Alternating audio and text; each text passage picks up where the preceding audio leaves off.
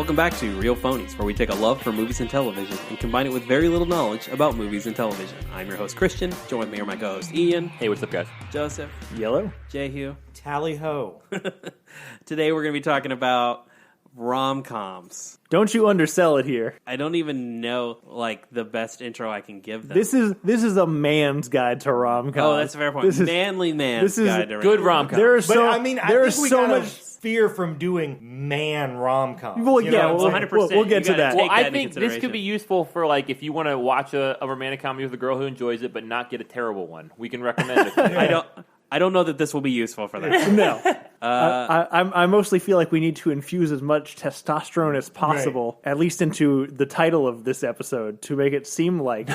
The lack of it going forward. Yeah, absolutely, to compensate. I just want to acknowledge, as Hurt pointed out, he has followed through on a visual gag from the time that we announced this. He is wearing his Macho Man Randy Savage t-shirt. I am. I'm fully committed to visual ads on an audio podcast. I'm here for it. It's fantastic. So the first thing I kind of wanted to get into here is just... What does rom-com stand for, Joseph? What does it stands for romantic comedy, which Oh. seems like two things that should go together because Romance and comedy. You know what? You know what has not been funny most of my life? My romantic relationships. well, but I think that's why it's funny because it's a situation that's often awkward and difficult. Oh, and it's funny watching other people be correct. miserable. Exactly. It's identifiable and enjoyable. See, I think all of my romantic interactions are funny 2 years later. Yes, Yeah, exactly. that's fair. Time heals all wounds. So Laughter's the best medicine. It seems like a great genre, but it's one of those things that I think has really gotten beat down by its own tropes over time. Yeah, well, I mean, it's much maligned, probably deservingly so in some cases, and then other cases, like you're talking about, the tropes are very heavy. I also think the tropes are in cycles. There's a group of movies, and it almost goes by decade, where they all feel the same. Right. The 90s, let's call it the Tom Hanks, Meg Ryan decade. Sure. Right. The 2000s, let's just call it Sarah Jessica Parker and Matthew McConaughey. Even if they're not even if those people aren't in those movies, all the other movies feel like those movies. Remember when Katherine Heigl was a thing? For 2007 to 2010. I almost feel bad for her. I know. She seems like she might be sort of awful, but she Apparently she's really awful. She really did destroy her career with 2 bad interviews. Yeah. You know? 100%. And one of them she's right in. Right. It's just poor timing. Yeah. Definitely, I feel like the biggest problem for me with these movies is the same problem that I have with a lot of horror movies and other genres that are traditionally lazy, whereas it's just important to hit the beats that you know you're supposed to hit. It relies on beats. Right. They're light. They're all light movies. Right. You know. But you can, to me, you can still make a good story with those beats without being the exact same successful woman who just doesn't have time for a relationship or to calm down, and her saucy female friend and her sassy gay friend who gets forced into an uncomfortable situation with a lazy guy who can't get his shit together. And, hijinks occur, and then they both learn things about themselves and fall in love. That's every fucking Audi movie. Well, and you said there's cycles to them. There used to be the cycle. There would be the first act boyfriend who's kind of successful and stuff like that, but he cheats on her, humiliates with her, and she goes on some journey where she meets a free spirit guy. She gets travels her in touch with her free She spirit. goes to Ireland and meets a tour guide, and then that is her free spirit guide. And the thing is, these aren't really better or worse than the male tropes of movies. They're just their lowest common denominators. They're their tits and punching. That's just their formula. You know what I mean? They always stick into a basic formula. Tits and dragons. But right now it seems like the big trope in them is something happened and the world's different. I got hit on the head and now I think I'm beautiful. Oh, that is very common. I got hit now. by a car and now I think I'm living in a rom-com. Right, exactly. Yeah. It's I feel like we're saying all this and we're shitting on it. It's absolutely true for a lot of genres. Definitely. It relies on beats. Yeah. And I think horror is a good example because there's a lot of horror. Well, I mean, February and October are just filled with people who are just throwing shit at the wall to make money. Jason Blum, or however you say it. I mean, that dude has made good fucking movies. He's made good fucking movies than a lot of people. But. So the point there being, though, is there are exceptions. Right. And Absolutely, there are good ones that we should seek out. And there's absolutely the reason they've been so successful and they've lasted for so long, even though they kind of died out in the last couple of years. They're having a bit of a resurgence. Well, I just wanted to put on that real fast. I think the one thing that rom-coms have done really well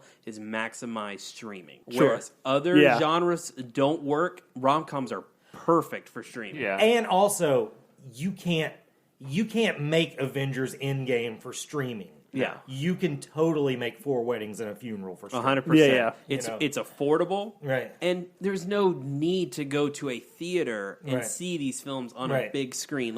We are going to get to the age where the only things you see in movie theaters are animated movies, horror movies, and action summer movies. Yeah. That's it. I mean, the movie theater industry wants to take no responsibility for their problems and blame everything on streaming, and I think that's bullshit in most cases. But with rom-coms, it's absolutely correct. Streaming has killed. It definitely goes with rom-com. Netflix because Netflix and chill. Yeah. Romantic comedies are kind of one of the markets. That's what people are looking for with that in Netflix. I think a lot of that. Yeah, totally. Netflix has became a trope of getting it on. Yeah. So what better way to do that than with a getting it on movie? We'll get to our list here in a few minutes, but two of the ones that Netflix has put out recently are on my list. I think Netflix has put out good romantic comedies here in the last couple of years. But yeah, so the reason that I felt one, I just thought it'd be funny for 4 guys to sit around and talk about their favorite rom-coms. But I also feel like I'm not sure the internet's going to find it funny. But. Yeah, well, that's fine. The internet doesn't actually fucking listen to us.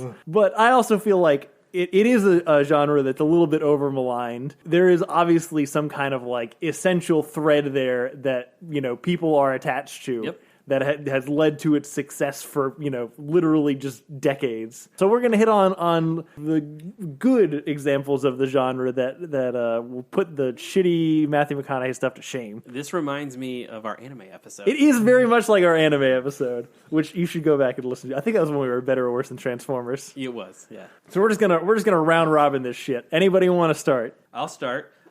Crazy Rich Asians. You just talked about this. This is the impetus for this podcast. I recently just watched.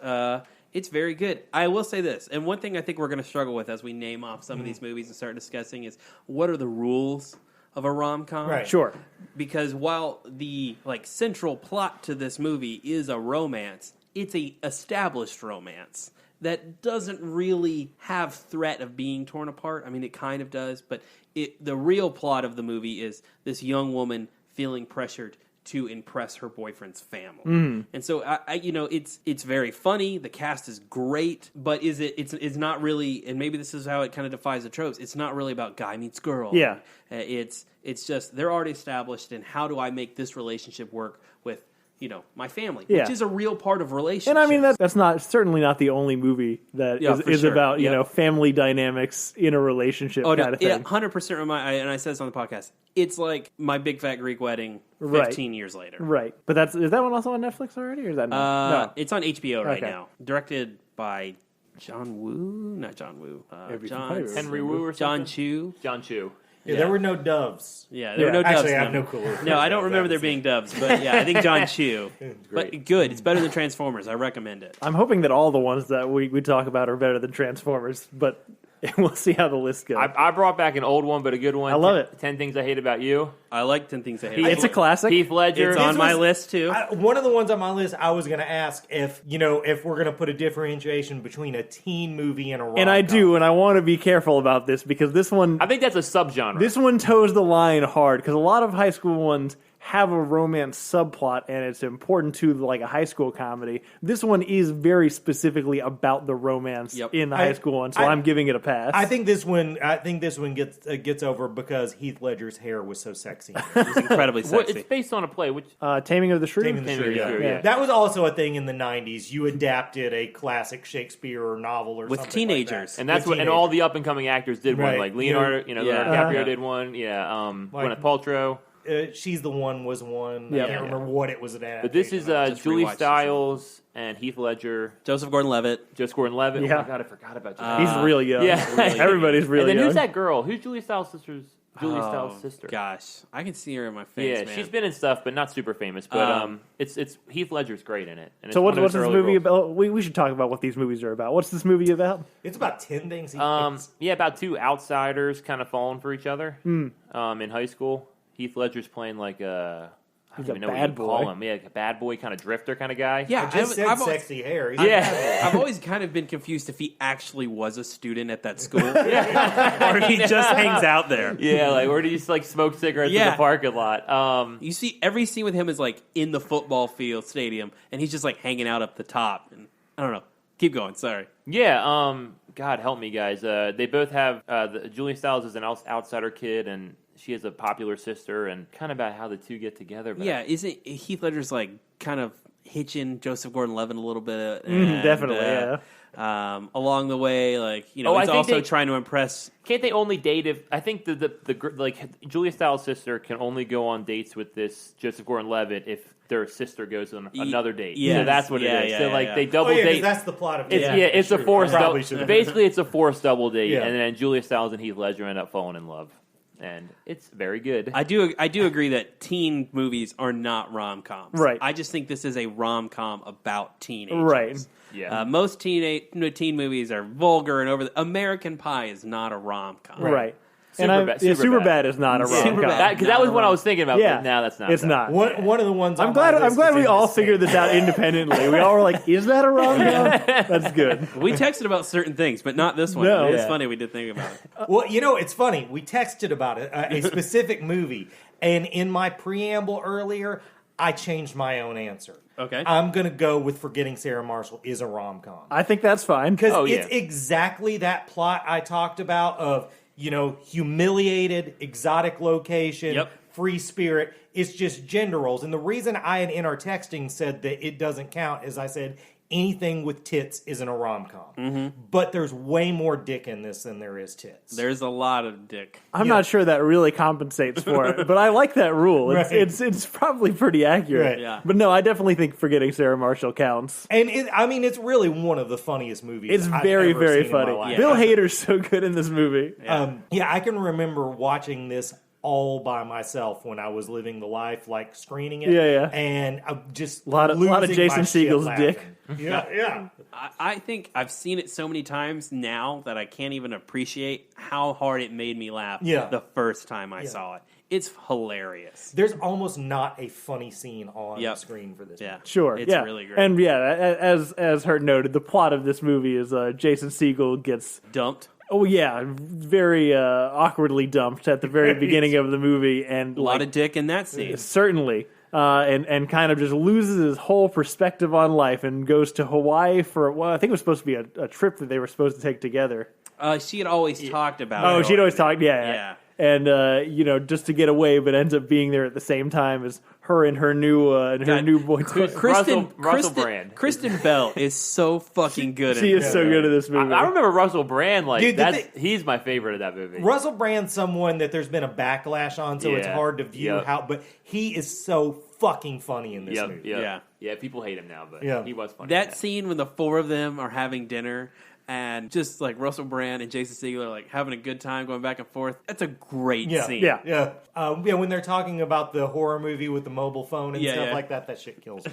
That's really Yeah. good. And Paul Rudd is fucking great as Yeah. the fucking the surf guy. I Yeah. stopped wearing a watch. Oh, that's cool, man. Yeah, no, I got one on my cell phone. So. I still just remember Carlos would always like just wander around the theater and go, "Oh, the weather outside is weather." Carlos stole that from me. That was my that was my stuff. How many people steal your bits, Hurt? It happens to you a lot. I'm infectious. You are. Like a disease. You got one, Joseph? I do. It's also a fairly recent one that I really like. Crazy Stupid Love. Gosh, guys, all these have been Yeah, on my that list. was I'm going to mine. run out of movies. Yeah, that's fine. I have some backups in case we run out of things. Crazy Stupid Love's got Ryan Gosling, Steve Carell, Emma Stone. Is it Julianne Moore? That sounds right. Yep. Yeah. And Kevin Bacon's in it briefly. It follows like several different independent love stories of Steve Carell is a man whose wife cheated on him, and they're separated now.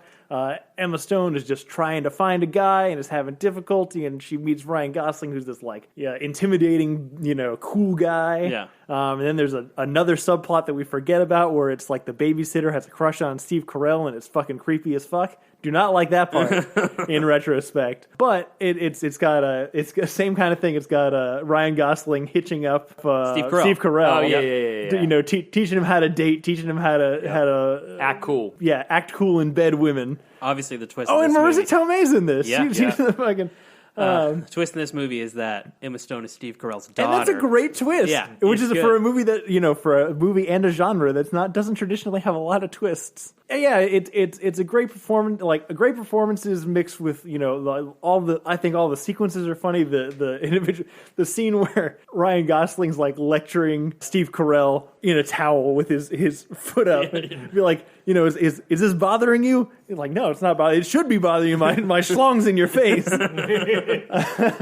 Oh, it's really It is a funny movie. It's funny, it's clever, and it is affecting. Like it's heart, pulls at your heartstrings. You I get think I attached remember to it people. being more heartfelt than it is, but it is really funny at the same time. And one of the things I really like about it is specifically Steve Carell's character, who's kind of the main character, is not always the most likable character. Like sometimes he'll just do things and be a dick about it, and he's like the dick in that scene, and that's fine. You overcome his faults, but he doesn't hide them either. They're not like justifiable, but he's just a person, and I think that makes the movie more real. Steve Carell's really great at doing that. He is. I mean, that's most of his career. Sure, that's definitely true. Him being a shitty person and you liking him in spite of it. Yeah. But I just watched Burt Wonderstone the other day off topic. Why did that movie get made? I was hoping you would say, it's better than people thought it was. No. The magician one? Yeah. I forgot about that movie.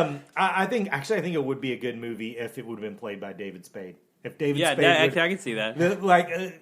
Steve Carell didn't pull it off. Jim Carrey was fine, but Steve Carell didn't land it. Yeah. That's a good cast. That should have been better. It should have been so much better. Ian, you got another one for us? Anybody? The two I was thinking Now we're of, playing round robin. and we already talked about some of these people, is Katherine Heigl. Yep. I like Knocked Up. See, and that's one of those ones. So we also wanted to separate ones that are kind of more male centric versus female centric. I don't think Knocked Up ages that well. Yeah, I mean, but the one I was also going to say is I like the sequel. This is 40 even more. Sure. With Paul Rudd and who's his I like her a lot. Jude I can't... Apatow's real Yeah. wife. Yeah. Wait. Leslie Mann. Yes, good. Yeah. Cool. That's a really good movie. It didn't get a lot of play, but it was like, no, it wasn't even really publicized as Knocked Up sequel. But Paul Rudd is so fucking likable in that movie. That's Paul Rudd like is what so you were fucking talking about likable in earlier. It's not a everything. getting together movie, but it is a romantic comedy. But there's like a scene where like Paul Rudd just wants to sit on the toilet and be on his smartphone and just get away from it all, and like it's like so real, you know what I mean? Yeah. And it's like so funny. But Knocked Up is more like stoner comedy at parts. But This is 40 is definitely a romantic comedy. But I like both of them. I don't know if it maybe doesn't. I haven't seen that movie in a long time. Sure. Yeah. Well, no. Well, it's funny because we talked about it. We referenced it earlier in this podcast. One of the things that tanked Katherine Heigl's career is when she was in an interview and talked about how, and it wasn't even like she wasn't super trashing. She just said, maybe Knocked Up is kind of a little sexist. It just portrays women as like shrill and having, they don't want fun. They don't like all that kind of stuff. Which it totally does. Yeah. It's not again, it's not a movie I don't think that ages particularly well, but Judd Apatow and Seth Rogen fucking took her down.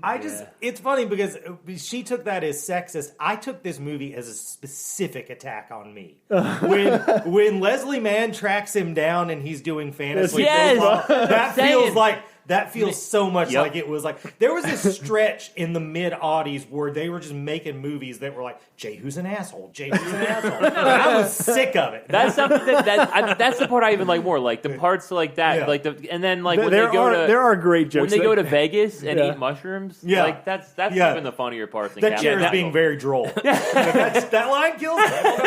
I love the fantasy baseball draft when they're out and arguing. I went to a theater and saw Spider-Man 3 by myself. I want to see Spider-Man 3 too. Oh, okay. It's so okay. Yeah, you're right. That joke where he's like, I got Sammy Sosa or whoever he get to his wife, and then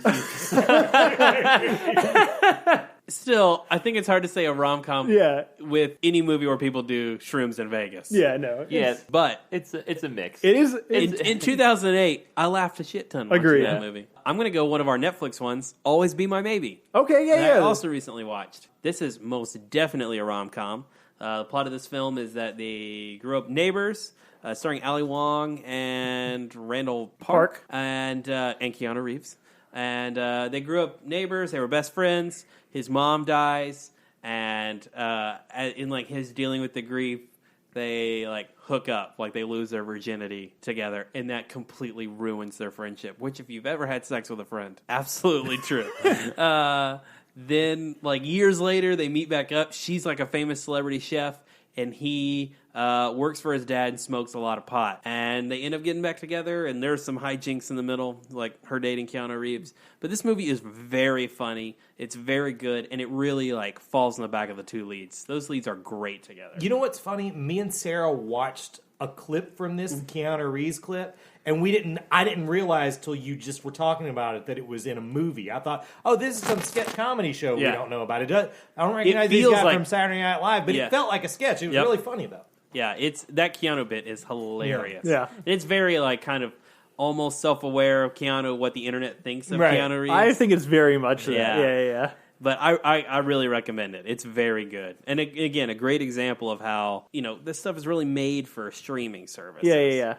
Well, I'm going to go for another one that's fairly traditional, which is, I think, the only one that's on my list that literally hits every single one of the beats that I made fun of at the very beginning, but is carried off because the leads are really good and the supporting cast is really good. The Proposal with Sandra Bullock and Ryan Reynolds. I don't really like this movie that much.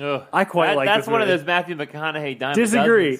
I do think it's the best version of that movie. Yeah, no, that's kind of what I feel like. It is every trope that rom-coms get made fun of. But Ryan Reynolds and Sandra Bullock, I feel like, are fully committing to it. I like Craig T. Nelson and what's his... Isn't Oscar from The Office the stripper? I'm pretty sure. She's his assistant, right? Or he's the... He's like some subordinate. And he's like forced to propose or something? Correct, yeah. They're supposed to pretend... She's going to get her visa revoked. Right, she's Canadian. That was like before Ryan Reynolds was a thing. Yeah. No, he was kind of a thing. Well, it was actually kind of the fall yeah. of Ryan Reynolds. Yeah. It was like after X-Men Origins Wolverine. And Green Lantern. I think it was before Green Lantern. Yeah, maybe you're right. Anyway, I'm standing by this movie. I think it is as much as this genre gets made fun of as for its tropes, I think this is a high-level execution of a tropey version of this movie. All right. I got two. I got, for a holiday one, we've talked about it before, Love Actually. Love Actually is great. I watch it every year. I don't think anyone dislikes that movie. It's the best. It's my favorite holiday movie, probably. For Julie Roberts, we should mention Julie Roberts' movie. She's the queen. Yeah, it seems like she should be in one of these. Notting Hill is my favorite one. She's basically playing herself, so she's really good. Hugh Grant is like some small book owner in London. Julie Roberts, a famous actress, comes in there, and I really like Lizard from Amazing Spider-Man, who's Hugh Grant's roommate and is Rhys Ifans, yeah. Yes, and he's great in it. And Alec, who plays Donald Trump? Alec Baldwin. Yeah, he comes in as like Julie Roberts' asshole boyfriend, so he's basically playing himself. Right. And that's one I've seen like a bunch.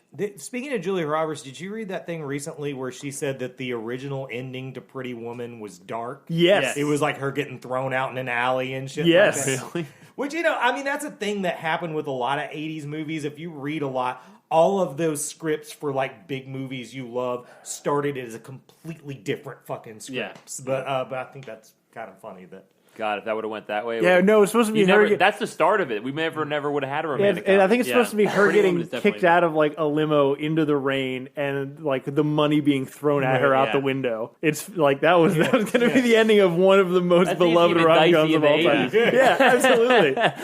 I'm going to go one that I just have a fondness for. My mom watched it a ton when I was growing up. I've seen it many a time.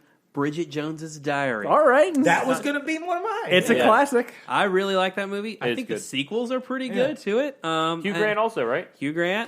This is Colin Firth. This is his wheelhouse. This is where he lives. Yeah. British rom-coms. He's not even that attractive. No. How did he get into romantic comedies? Here's why I like this movie. Representation is important. Yep. And usually in these movies, I'm irredeemable. Mm-hmm. But Hugh Grant is pretty likable in this movie. Yeah. You know, I mean, like he does some bad things, but he's still pretty charming. So yeah. One of my favorite things is the way Renee Zellweger prepped for this role was eating a box of Krispy Kreme donuts every single day, which is the best method acting Jesus I've Christ. ever heard. But no, I like this movie. It's fun. It's a really funny movie. Kate and I watched all 3 of them like 6 months ago. Like we just did a Bridget Jones day. That's awesome. I have no problem. I don't know that I've ever watched either of the sequels, but I like the first one a lot. The 3rd one, she has a baby. I'm just amazed that you can do that much Krispy Kreme. On a personal note, when I don't know if you guys remember when the Krispy Kreme was closed in this town for like I don't know, it wasn't even like a whole year, but it felt like forever. Yeah.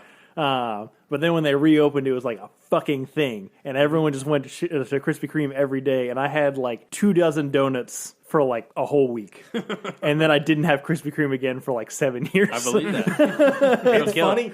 The closing and reopening of Krispy Kreme was such a big deal in my life that I wrote a fucking song about it.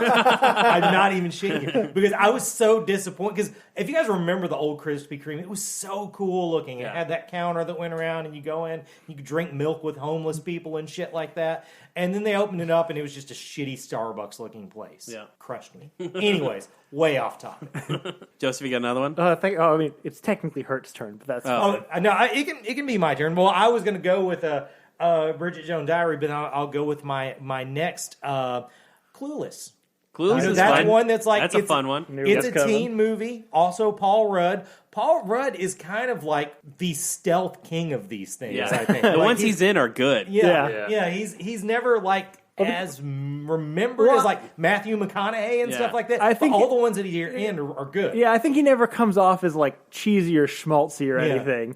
He just comes off as affable Paul Rudd because that's what he fucking is. Yeah. But yeah, it kind of came along when the teen movie had kind of died out. The teen movie was a really 80s thing. It's weird because it's a 90s movie, but it has a real 80s feel to it. And, the way they dress and stuff like that. But That's a good movie. But yeah, it's a fun, funny movie. Good soundtrack. Alicia Silverstone and Brittany Murphy. Yep. First time Radiohead got mentioned in a movie that I know of. Brittany Murphy is really great in this, too. Yeah, she is. Yeah, that's and the guy from Scrubs. Yeah, Donald Faison. Yeah, that's right. Yeah. I hear his girlfriend, Stacey Dash, she still basically looks the same. I hear she's an asshole now, though. Yeah, I think she's on like The View or something. Yeah. She's like, Is she really? yeah, like one of That's those. a weird talk job for Stacey Dash. Not The View, but one of those like talk show Yeah. every days. Yeah, Huh. and I think that I was going to do say, like what about those. Mean Girls? I don't think it's a rom-com. I don't know if that's a rom-com, but if we want to talk about how much I fucking love Mean Girls, Well, we It's go a off topic great again. fucking Yeah, I don't movie. know. That was one of the ones I was on the We fence should do a high school movie at some Yeah. point. Yeah. Which one you got? I just have two kind of unconventional ones that I think I'm the only one who's seen. They are not kind of the traditional tropes, but they are romantic comedies, kind of the modern takes on them. Kumail Nanjiani's The Big Sick, which I've just came seen out. The Big Sick. Which I is- didn't know if I counted as a rom-com. It's close, right? Because it's See, the reason, and hear me out first. Yeah. It's the family drama movie because she's not in it. correct. She's in a coma the whole time. Correct. did Apto direct this or just produce it? I think he produced Produced it. it, I don't yeah. think he directed it. Is it It's- Amazon movie? Yeah, another Amazon movie. Yeah, and that's the trouble with it. It is that same family dynamic. People from different backgrounds getting together and The working that shit 9/11 out. joke is one of the funniest things I've ever Absolutely, seen. they should not have put it in the trailer, but it's still fantastic. I still think it counts, and I think it's a solid entry. But it's not as lighthearted or funny as some of the other ones. Weirdly, the one that I'm about to do next is more lighthearted and funny. Obvious Child with Jenny Slate, which is a movie about a girl who gets a one-night stand with a dude and then gets pregnant and wants to have an abortion, but also wants to tell him first. So it's also one of those things where That doesn't sound like a romantic comedy. it doesn't, but like it's not played like as serious as you'd think it would be. And so it's kind of about like they start dating while she's pregnant and about to get an abortion, and it sounds terrible, but it's also very heartwarming and funny. And it plays into the goofy mess of how socially awkward and uncomfortable and like new ground that is. It's a good movie. I haven't even heard of it. I have a huge crush on Jenny Slate, so it's one of the reasons that I sought went it for out. it. Correct. Okay. Yep. But I would recommend it to most people who are not just like, if the concept of abortion is reprehensible to you, you should probably not watch this movie because it's not going to be funny to you. I have one that I think is. We could argue if it's a rom-com or not. I love it. It's a little bit older. The Wedding Singer. Sure, no, that definitely The counts. Wedding Singer's totally. Yeah, I'm that's on by board the with books. Yeah, definitely. Adam Sandler and what's her face? he did a bunch of them, like With her. Renee's. What is Drew her Barrymore. Drew Barrymore. Yeah. Thank you. This is the first one, I think, of 3, Right. if not 4. They did this. They did 50 First Did it do Dates. Big Daddy? No, she wasn't in Big She's Daddy. not in Big Daddy. And they did Blended. Yep. And there may be a 4th one in there that I don't remember, but I fucking love The Wedding Singer. I realize as a musician, I will peak out as Wedding Singer material. Right. Like, that is my pinnacle. And I just think the whole cast is great. I like the 80s settings. I like the jokes. Even they're dumb, like when she's wearing the Van Halen shirt, and he's like, take off my shirt, you're going to curse it and make the band break up. Yeah. Like, I get it. That's low-hanging fruit, but it's funny. I like that movie a lot. Being a little older than you guys, this movie drove me fucking nuts because it acted like everything that happened in the 80s happened in one year. Yeah, it does. Like, yeah, you know. yeah. So, I mean, for you guys, like, not experiencing the 80s Yeah. as much, that probably didn't drive you nuts. It drove me fucking It's nuts. all nostalgia. Like the guy's driving a DeLorean, and he's a shitty broker, Right. and I can see that. Still funny. Any more? Anybody else? Yeah. No. First of all, 2 things. I don't have one on my list, but I feel like somebody would have one from the genre of black guys wearing nice shirts. There's at least 2 of those every year.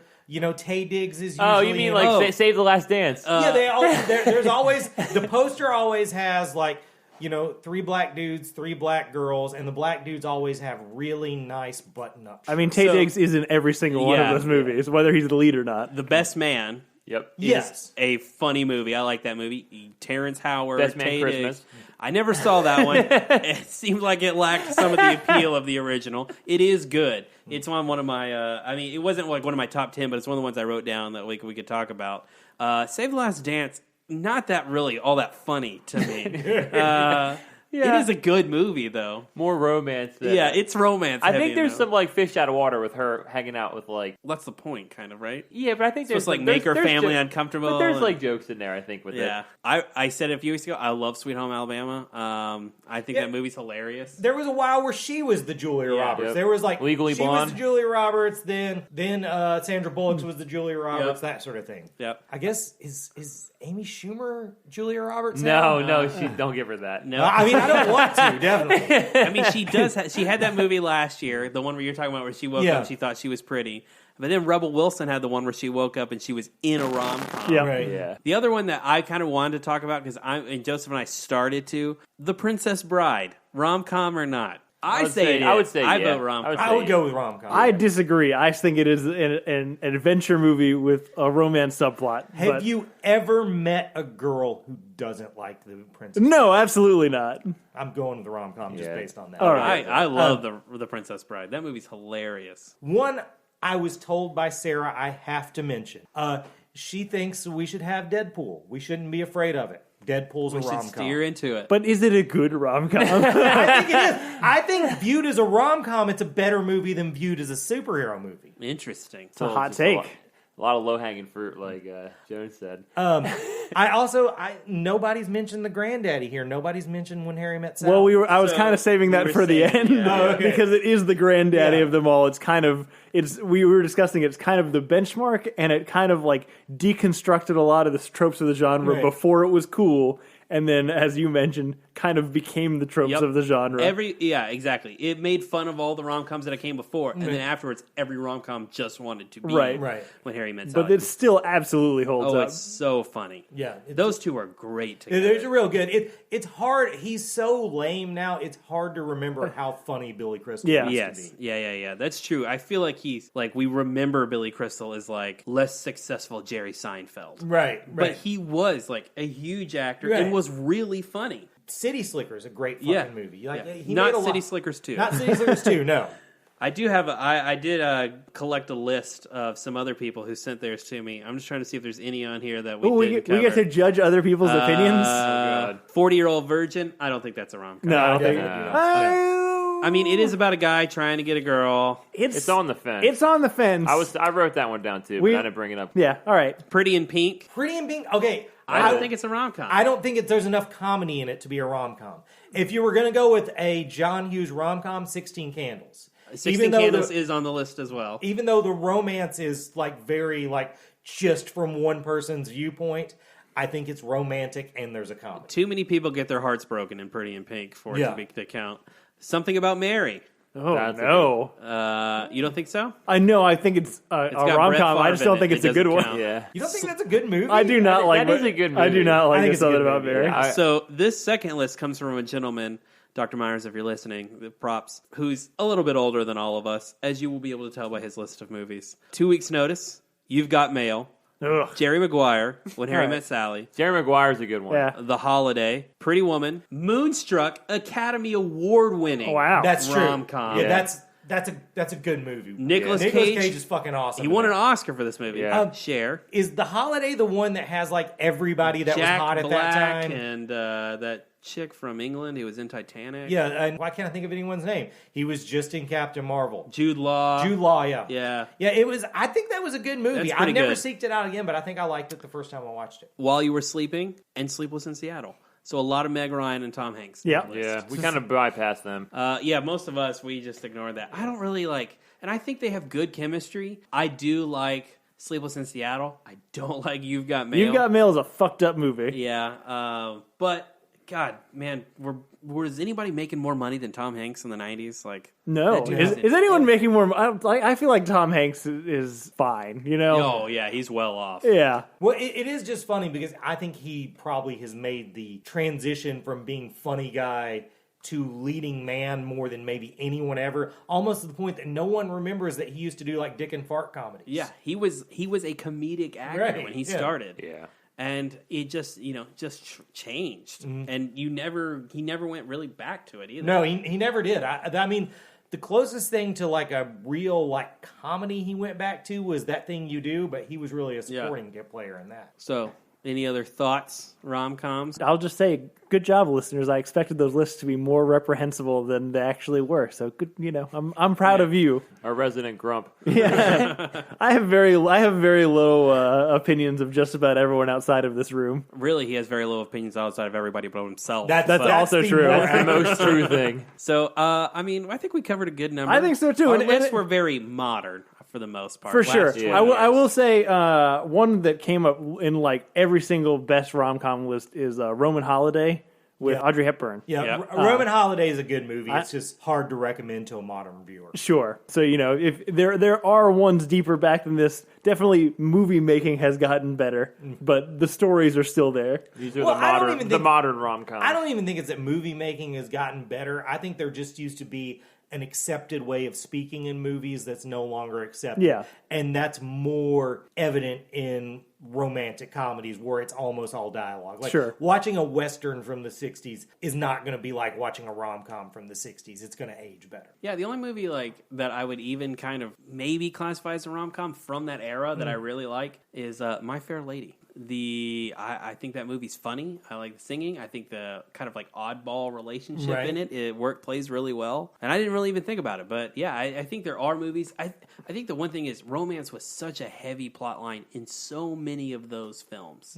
White Christmas, I think you could class as a rom-com. I watch White Christmas every year. Right. But I wouldn't relate it to this genre. I would just relate it to like classic films. I think also a lot of when you go back before, like, say, 1989 and making this list, a lot of these lists are fucking decimated by the fact that Woody Allen decided to marry his daughter. Yeah, Yeah. that's That's definitely It's hard true. to- You gotta remove a it's lot of hard to bring in, Manhattan or Annie Hall when, Well, that is really the turning point is Annie Hall. Yeah. Like 100%, Annie Hall is the movie post that rom-com was a thing. Right. So that's a really good point. Yeah. He ruined it for everyone. He did. So I think, is that it? We think good? we're We good. happy? All right. So that has We didn't been- really come up with a definitive list, but we No, just talked well, about we rom-com. said a bunch of movies. Well, yeah, but that was really my goal was. And besides, again, I still think this is just an entertaining premise. I'd Go say, ahead. what was everybody's favorite movie on the list? My favorite movie on the list? Oof, that's tough. The one I'd be most eager... Oh, hang on. Of my own list or of the total Just list? of the total list. Oh, fuck. That is The a hard ones we one. talked about? Yeah. I would say the one I think we all had the most positive opinion about, Forgetting Sarah Marshall. Yeah, I was going to say, it's the dude answer, but I think that's the one we all like the most. I mean, it's the one we probably all most relate to. Right. Yeah, I'd agree with that. Though to be fair, if Harry Met Sally was on TV, I'd watch the whole fucking thing. Oh, 100%. That's one of those, anytime it's on TV, absolutely. it's like, well, there goes my fucking app. Exactly. Yeah. Especially on TV with commercials, that movie tops out at like 3 hours. But it's fucking good. It is. I hope that if you are a male listener out there and you have a down opinion on rom-coms, you'll at least try one of these, maybe with your lady friend or your man friend. I don't care. And if you're a woman, you've probably watched all these and you're like, yeah, of course they're fucking good. Which, fair point. But here we are to acknowledge you're right. Man, you said man friend. I should have put Jeffrey on this list. Have you guys ever seen Jeffrey? No. It's not Tim Daly, but the other brother from Wings, as a gay dude in a romantic comedy. Patrick Stewart's his older gay friend. It's very good. At least I think it was. I hadn't seen it in like 20 years, but I didn't think of it till literally you said, or man friend. I was like, hey, Jeffrey. I think it was like mid-90s. It was like Tu Wong Fu era. It was like the first movies to just really go whole hog into, we're going to do leads in that market, so. Kissing Jessica Stein is another one that I didn't remember earlier, but now that we're talking about homosexual characters, that came to mind. And I really like that movie. That movie is funny. I was just about to ask because I wasn't sure if that was a thing that existed. And as I was doing the list, it seems like it should be. But good to know that those movies exist out there. I didn't even know about them. The funny thing about it is, both of those movies are at least 20 years old. Right. I mean, Kissing Jessica Stein may not be that old, but it's at least 2002. Right. There was the acknowledgement there was a market for it. Right. And then it kind of went away. Which is weird because 2002 was still not a great time to be a gay person. No. Right. I think they're out there, but maybe it's because the genre as a whole is dying in the theater. Yeah. So you see these things on streaming services, or it seems like the market on gay rom-coms was very popular for TV series. You had, was it Looking on HBO? Yeah. Mm-hmm. The L Word. I'm sure there are more that I can't think of, but yeah, it is interesting. There's not more of it. Yeah. Well, anyway, that's rom-coms. Right. That's the sign off of every episode. That's rom-coms. And that's the deal. So that's it for that. What have we been watching, guys? I watched Chernobyl. Has anyone else seen Chernobyl? Fucking love Chernobyl. I've been waiting for one of you to watch it so we can talk about it. I thought it was good. I watched Chernobyl. It's 5 episodes. It's got a lot. How quickly did you watch it?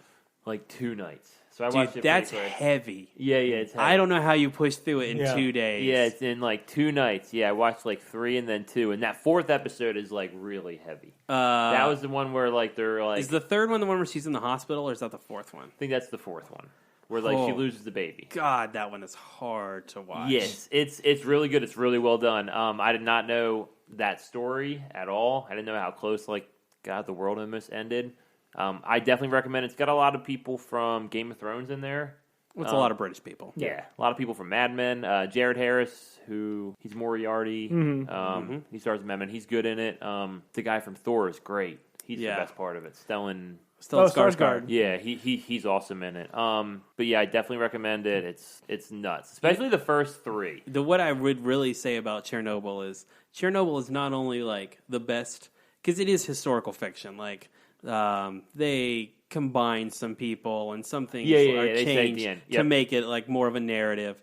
But it's the best history show on TV. It's the best horror show on TV because those first 3 episodes are fucking scary. Yeah, it's nuts. It's the best drama on TV. It's all these different genres wrapped up into one show, and it's just great at all of them. Yeah, it is so good. It's gonna win a lot of awards for Emmys. If it wasn't so heavy, I would have probably already watched it 3 more times. Wasn't there someone surprising behind it? Someone who's not known for quality? I don't know about that. I didn't recognize the people behind it. Yeah, me neither. I feel like there's some story about that, but I can't remember what it is, so I don't know. I know they go at great lengths to be as true to the Soviet Union in the 1980s. Right. But, I was fairly familiar with Chernobyl. Some of the things I didn't realize were how long it took for someone to be yo, this is really dangerous. Yeah. And some of the just absolutely crazy things they did to try to fix it. But yeah, I'm glad someone else watched it. I can talk to you about it. Yes, it's the first year, right? The first 3 episodes, like some of the stuff that happens is like insane. Well, in every episode, there's like one thing that you're like, oh gosh, yeah. I think it's the third one with the baby, and she's at the hospital. The one that got me was like when they were putting down the dogs. Yeah, that's the scene I haven't watched it yet, but that's the scene I always hear about from people. Yes, that's the one that's like the most uncomfortable scene. Like there's basically a bit in the first 3 episodes. So like the first one is like people standing on a bridge with like particulate just shooting in the atmosphere. And the rumor is everyone on that bridge died. Yep. Bridge of death. In the second one, it's the dogs and the divers who also they thought had died. And then the third one, it's like, in the hospital. Like the miners too. Like the stuff and you had the miners. Yeah, like it gets nuts. Like just what they had to do, like the oh shit factor, and like how they didn't know if there was no solution for a bit, and it could have gotten really, really bad. As soon as it was over, I got on Amazon and was like, I'm going to order me a book about Chernobyl. I need to read about it. And then the other thing I watch is another miniseries on Showtime. I got a week free trial from Amazon. Good for you. Is Escape at Denorma. I think I'm pronouncing that right. Oh yeah, the Prison Break thing. Yeah, and it's got Benicio in it. Yeah, so Benicio del Toro, Paul Dano, and Patricia Arquette. And it's an eclectic cast. Directed by Ben Stiller. Yeah. Wait, is this a recent story? Yes. Yes, I know exactly what this is. Yeah, so it's 2 prisoners who were like fucking this old prison seamstress lady, and they worked her, and they got her to help bring them in like tools and stuff to escape, and they were all going to go to like Mexico, and basically it's about her husband, like it's a nuts fucking story. I hear like, Patricia Arquette's really good at it. Oh, it's also stuff that's going to get nominated for an Emmy. Yeah, and then she has cold feet, and then they have to go basically, it's in New York, upstate New York. So then they like hide out in the mountains. Benicio del Toro is playing this like alcoholic guy who's like really smart, and he's like the OG like lifer. And Paul Dano is like this guy who's really good with his hands, like really, really smart guy. Just like it's a true story. Yeah. It just happened like 3 years ago. Not that long ago, And like so basically, and it's about them getting out and kind of them trying to escape to Canada, and it's real good. If you have Amazon Prime, you can get a week of Showtime for free. Highly recommend it. It's 8 episodes. Cool. And Patricia Arquette gained like 20 pounds, put on some fake teeth. She looks good in it. Right. That's it, though. That's all I watched. I rewatched Spider-Man Homecoming because Spider-Man Prom's coming out soon. Yeah. Yep. I fucking love that movie. It's great. I need to watch that again. I just everyone is like so well cast. I don't know, it's just a lot of fun. I just really enjoy that movie. Way better than Transformers. I've been churning out The Office still. I watched Murder Mystery. The Adam Sandler Netflix vehicle. Oh God. I'm gonna say better than Transformers. Wow. There's one of those for a while that I saw, and it's like I may want to watch that. It's the best Adam Sandler movie I've seen in quite a while. I mean, it's not great or groundbreaking, but it never takes itself seriously, which may be a detriment to some people. Like if you were in this situation and all these people were dying around you, you'd probably be more freaked out than Jennifer Aniston and Adam Sandler are. It's kind of got a cool little like nod twist for the ending that I think they could do a fun sequel. I don't know that they will, but I don't know. I dig it. If you're at home on a Friday night and you got nothing better to do, watch an Adam Sandler movie. It's fine. This is kind of Critical Role kick. The Critical Role went back and did a one shot where they revisit their Campaign 1 characters. It was a lot of fun. I really liked it. I like those characters a lot. I can't wait for that TV show to come out next year. It's going to be fun. The other thing I watched was Toy Story 4. Oh yeah, I watched that too. And I really liked it. It's probably the funniest Toy Story movie, I think. Yeah, no, it's my favorite one besides 1. It's really good. Oh, your favorite besides 1? Yeah.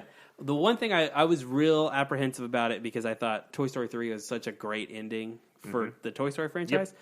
And that is still a great ending for Toy Story. Yep. This is Woody's ending. Yeah, it's like an epilogue. This is all about Woody. Yes. Like, the other ones are not even in the movie at all, essentially. It's more about the new cast. Yeah, no, this is totally like Woody and Andy's story ended in 3. This is totally Woody's final. Yeah, so, I mean, that's a good way to put it. Like, if you really think about Andy's story or Woody's story, they probably should have ended together. So if there's one mistake in Toy Story 3, it's that Woody goes on to be Bonnie's toy. Yep. So this is a good way of like addressing that kind of mistake in a way. And I just fucking love Annie Potts. Like I'm a huge Ghostbusters fan. My mom watched a shit ton of Designing Women when I was a kid. Like I have seen Annie Potts for hundreds of hours. I'm glad they brought Bo Peep back. She's a national treasure. Yeah, no, she's like the co-star, I'd say. Yeah. I don't know. It's just really good. The villain's really good. Like, it's nuanced. Well, it's Christina Hendricks. Nuance is a great way to put it. Because the villain in 2 and 3 is essentially the same character. Yeah, really. exactly. And this is a really good difference. Keanu Reeves has got some of the best lines in the movie. He stole the movie. Yeah. Yes, we, Canada. He's like, I can't do this. I can do this with my eyes closed. Like, his delivery is so good. He's playing this guy named Duke Kaboom. He's like a Canadian Evel Knievel. Yeah. I really thought that the animation was out of this world. You don't think it can get better, but like the Gabby's hair, and then like Annie, Bo Peep's porcelain skin versus the opening scene in the rain, man. I know they really got it on another level now. Unbelievable. That cat looks so real. The last shot in the carnival, like the carnival lights kind of have like a yellow hue, and the way you see that that kind of tint on everything. I mean, it's incredible. Key and Peele are great. They're better than I thought they were going to be in that movie. Yeah, no, it's really, really funny. Yep. You're right. I thought it was. Yeah, I think it's my second favorite one besides one. You know what really got me was the bit they show in the trailer with them like jumping on the old lady. The fact that they'd go to that joke like just repeatedly. At first, I was once is funny. Blush rush. And then 2, the second time you're like, I can't believe they're doing it. And then the third time it becomes funny again. Yep. Yeah, it's good. Yeah, no, I was pleasantly surprised. I'd highly recommend it. Yeah. Right on. I finished my big, huge rewatch of Deadwood and watching the Deadwood movie. As far as the series goes, I had loved it when it came out, but I hadn't really watched it since then, so there was things I remembered, things I didn't, things that were out of order as I remembered it and stuff like that. Spoilers for a 13-year-old series. I did not remember that Ellsworth died at all, so when that happened, I was like, oh shit! Yeah. Even though I remembered the fallout from it, I didn't remember what had caused the fallout. Going into this, I probably would have said my favorite episode had been the Swidge and Cocksucker episode, the one where Al has to deal with Woo's problems. Yeah. Watching it again, my favorite episode is totally the Dan and Captain Turner street fight. Yep, that's that episode is so fucking good. And then it has that shit with Hostetler at the end. I said this will be the second time I've said this in the podcast. Representation matters.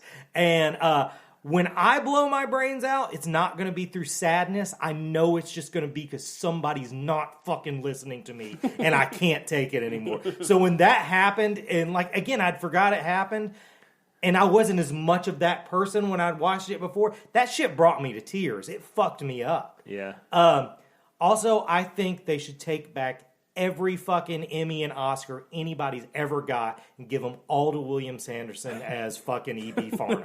He is the best character ever. What's great about him is in scenes with murderers and rapists and racists, he always finds a way to be the worst fucking guy. He's just so committed to it. It had to be the most fun role to play. So, on to the movie. I fucking loved the movie.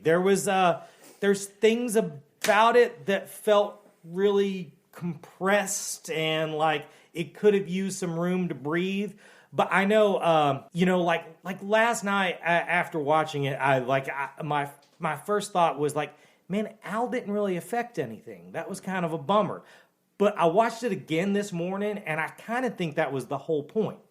Al had spent all this time putting these things in place and doing anything, right or wrong, to make this, this camp work. And the end, in their in their big moment, it's all able to take place from shit that Al put in place. Mm-hmm. All of his players make it happen. Mm-hmm. I know it wasn't the intended ending, but I loved the ending to the series. I thought it was a very, they had set up civilization, but you find when you set up civilization, there's still going to be horrible fucking things you had to deal with.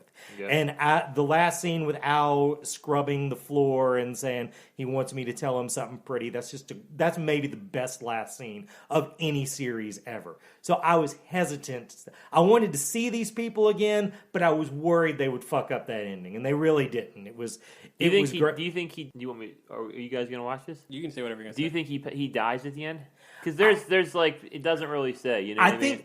I think we're supposed to have the impression, but we make up our own minds. The same thing with whether or not Hearst stays in jail. Yeah, because obviously they're not following history. Because Charlie Utter really didn't die in Deadwood. Yeah. As a matter of fact, he went to Panama after that, and there's no record of where he died. So my thing was like, because they were planting the telephone poles. That's the whole reason he wanted Charlie's land. Was like, look, times. No matter how strong Al was, like he couldn't stop the future, and like it kind of just broke him down. You know what I mean?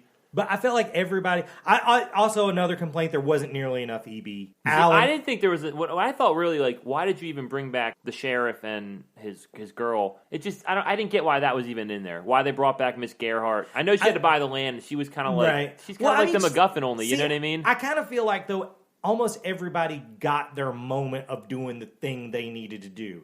She needed some sort of comeuppance for having to sell her land to Hearst, so blocking them on that was her moment. Yeah. Also, I read somewhere the reason she was in it very little is because she was filming the second season of Lost in Space at the same time, so she was flying back and forth. Because that was the thing, like her and Timothy Olyphant, and Anna Gunn, like all that just felt very like.